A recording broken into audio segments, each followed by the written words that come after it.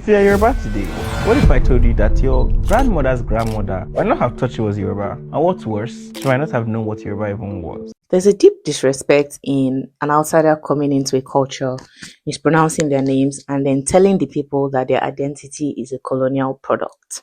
You couldn't even bother to pronounce Oyo or Shunyekiti properly, and you want to tell us who we are?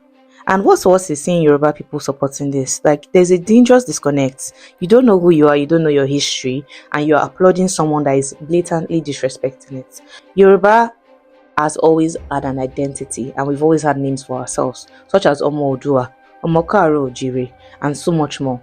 Identifying as Oyo, Ijebu, or Egba does not contradict you being Yoruba. The local identity will coexist with the broader identity.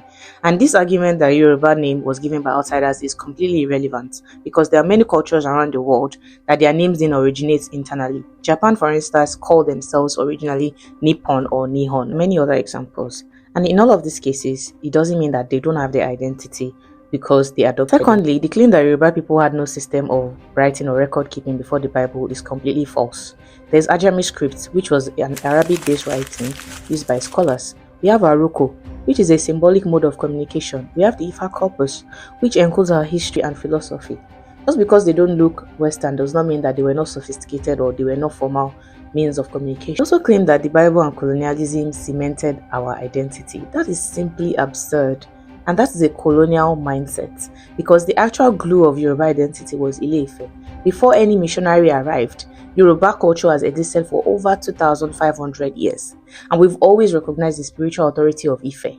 We have a shared ancestry. We are Omo Odudua. Secondly, the Ajayi Crowther that you are praising in this video, in many ways, he functioned as a colonial agent whose work was used to dismantle the very foundations of our identity. One of the most damaging acts that is still affecting Yoruba till today was the fact that Ajayi Crowther translated Eshu as Satan. And this was not a mistake. It was a systemic assassination of the Yoruba belief system, because Eshu is not a villain or evil in our worldview. He's a divine messenger and guardian of the crossroads. But by equating him with the Christian personification of evil, Ajayi Crowther aided in the demonization of our spiritual belief system, breaking us psychologically and spiritually. And why this video is especially dangerous is because recently Yariba has been used and revived by anti-Yoruba accounts as a slur.